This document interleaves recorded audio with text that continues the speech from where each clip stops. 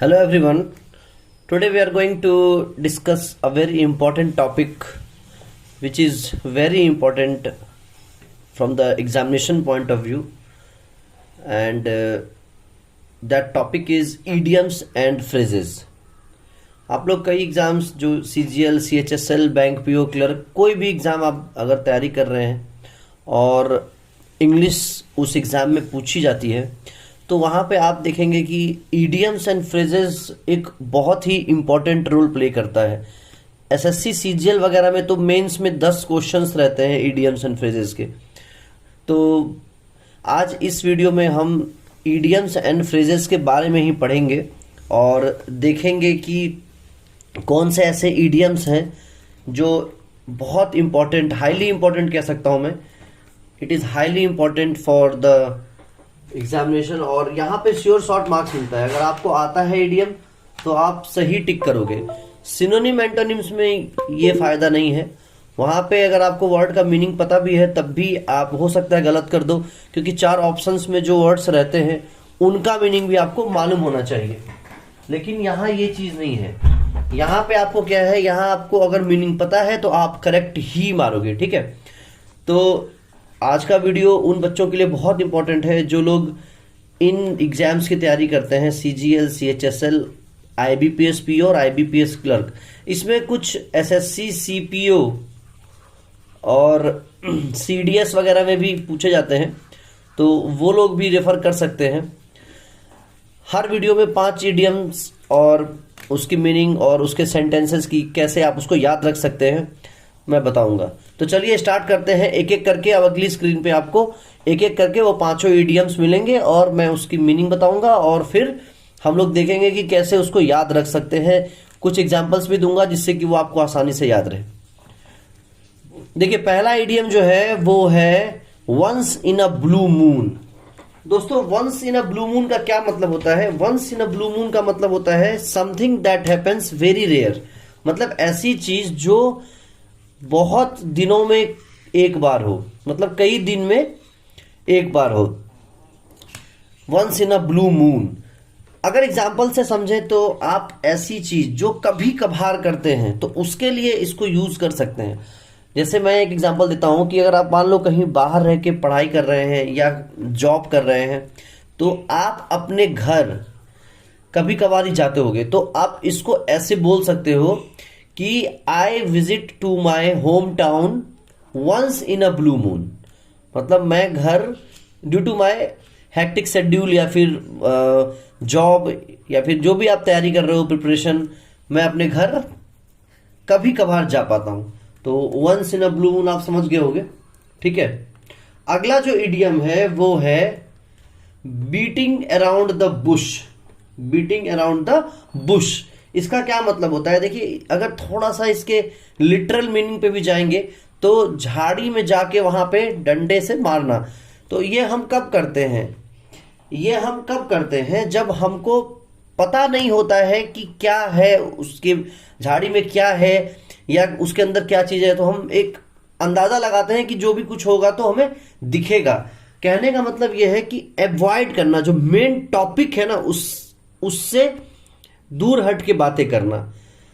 एक वर्ड है इंग्लिश में प्रीवेरिकेट, मैं लिख देता हूं। एक वर्ड है प्रीवेरिकेट, इसका भी सेम मतलब होता है। प्रीवेरिकेट का भी मतलब होता है बीटिंग अराउंड द बुश। ठीक है, तो अच्छा वर्ड है ये भी, इसको आप याद रख सकते हैं और ये कई बार बहुत ही फ्रीक्वेंटली पूछा जाता है एग्जाम्स में। ठीक है, तो चलिए अब चलते हैं अगले इडियम पर। अच्छा, इसका अगर सेंटेंस में बनाऊं अगर, तो एक सेंटेंस ये बन जाएगा कि the politician was beating around the bush when citizens demanded a reason for the scam. मतलब पॉलिटिशियन को जब पूछा गया कि भैया ये पैसे का जो हेर फेर हुआ है ये कैसे हुआ है, क्या हुआ है, तो पॉलिटिशियन इधर उधर की बातें करने लगा कि कभी ये हो गया या वो हो गया, है ना। तो बीटिंग अराउंड द बुश का मतलब भी आपको समझ गए होंगे और एग्जाम्पल से आप याद रख सकते हैं इसको। पॉलिटिशियन मोस्टली क्या करते हैं, मेन मुद्दे को छोड़ के bush beating around the bush ही करते रहते हैं। ठीक है, तो अगला इडियम देखते हैं। अगला इडियम क्या है? अगला है chip on your shoulder. Chip on your shoulder का क्या मतलब होता है कि कोई इंसान अपसेट है, ठीक है, कोई इंसान अपसेट है या फिर उसके कुछ बिहेवियर में चेंज आ गया है। बिहेवियर में चेंज इसलिए आ गया है क्योंकि वो एक कुछ एक्सपेक्ट कर रहा था पास्ट में जो उसको नहीं मिला, ठीक है, तो इसलिए उसके बिहेवियर में, उसके एटीट्यूड में कुछ चेंजेस आ गए, तो उसको कहेंगे चिप ऑन योर शोल्डर, ठीक है। तो किसी के अंदर एक खराब भावना आ जाए, है ना, जैसे कि एक एग्जांपल मैं लेता हूं कि फॉर एग्जांपल आप जहां काम करते हैं तो वहां पर आप बहुत अच्छा काम करते हैं, बहुत मेहनत से काम करते हैं, डेडिकेशन से काम करते हैं, लेकिन और जब प्रमोशन की बारी आती है तो आप एक्सपेक्ट करते हैं कि आपका प्रमोशन होगा, लेकिन आपका प्रमोशन ना हो के किसी और का हो जाता है जो बटरिंग करता है या जो बॉस के ज़्यादा नज़दीक है। तो वहां पर आपको क्या होगा? You will feel the chip on your shoulder, है ना। तो एक सेंटेंस बना देता हूं कि he has had a chip on his shoulder ever since he did not get the promotion he was expecting. समझ गए होंगे आप लोग, ठीक है। तो ये भी एक बहुत ही इंपॉर्टेंट इडियम है जो कई बार एग्जाम्स में पूछे जाते हैं और आसान भी है। अब आपको याद रहेगा, याद रखने का ट्रिक भी है। देखिए चिप क्या होता है? जिसमें कुछ स्टोर करते हैं, मोस्टली मेमोरीज स्टोर करते हैं फोटोज और वीडियोस के फॉर्म में।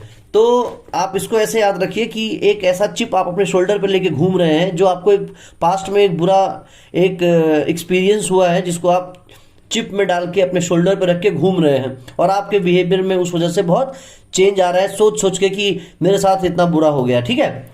तो इस तरह से आप इसको याद रख सकते हैं।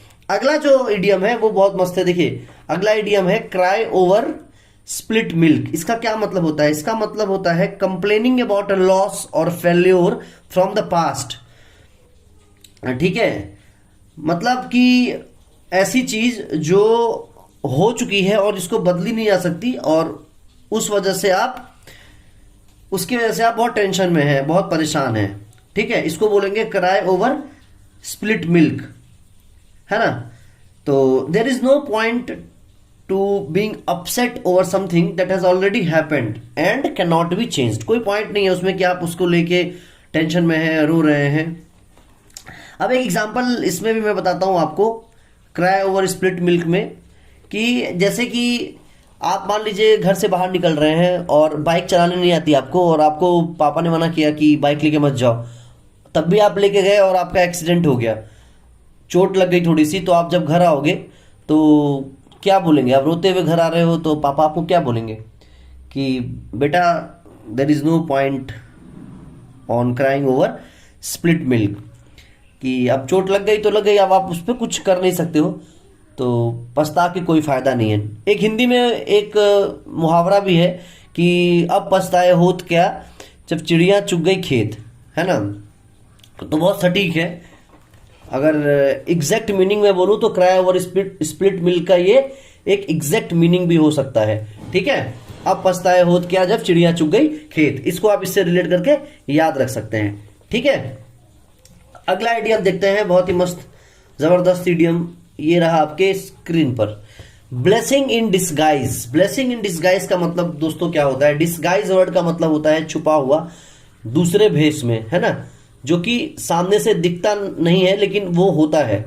तो और ब्लेसिंग का मतलब आप जानते ही हैं, तो मीनिंग देखते हैं। ब्लेसिंग इन डिस्गाइज का मतलब होता है something good and useful that did not initially seem that way. मतलब क्या हुआ कि इन द स्टार्ट आपको लगेगा कि कुछ बुरा हो रहा है, ठीक है, लेकिन बाद में जब एंड रिजल्ट आप देखेंगे तो आपको लगेगा कि बहुत ही अच्छा हुआ जो वो मेरे साथ हो गया। एग्जाम्पल अगर मैं लूं तो एक एग्जाम्पल ये हो सकता है कि मान लीजिए आपकी ट्रेन है और आप जा रहे हो और ट्रैफिक की वजह से आपको लेट हो गया और ट्रेन आपका मिस हो गया, ठीक है। मिस हो गया तो आप पहले तो आपको लगेगा कि बहुत बुरा हुआ, आप टेंशन हो जाएगी दूसरी ट्रेन मिलेगी कि नहीं मिलेगी, लेकिन अगले दिन ही आपको ये मालूम पड़े कि उस ट्रेन का एक्सीडेंट हो गया है, तो आपको कैसा लगेगा? आप यही सोचोगे ना कि यार ब्लेसिंग इन डिस्गाइज हो गया मेरे साथ, कि पहले मुझे लग रहा था कि काश मैं ट्रेन में होता, लेकिन अब अच्छा हुआ कि मैं ट्रेन में नहीं था। तो स्टार्टिंग में लगता है कि वो चीज मेरे साथ अच्छा नहीं हो रहा है, लेकिन धीरे धीरे जब एंड रिजल्ट आता है तो वो लगता है कि नहीं, दैट वाज गुड। तो ये भी एक बहुत ही बढ़िया इडियम है, ब्लेसिंग इन डिस्गाइज, तो इसको भी आप याद रख सकते हैं।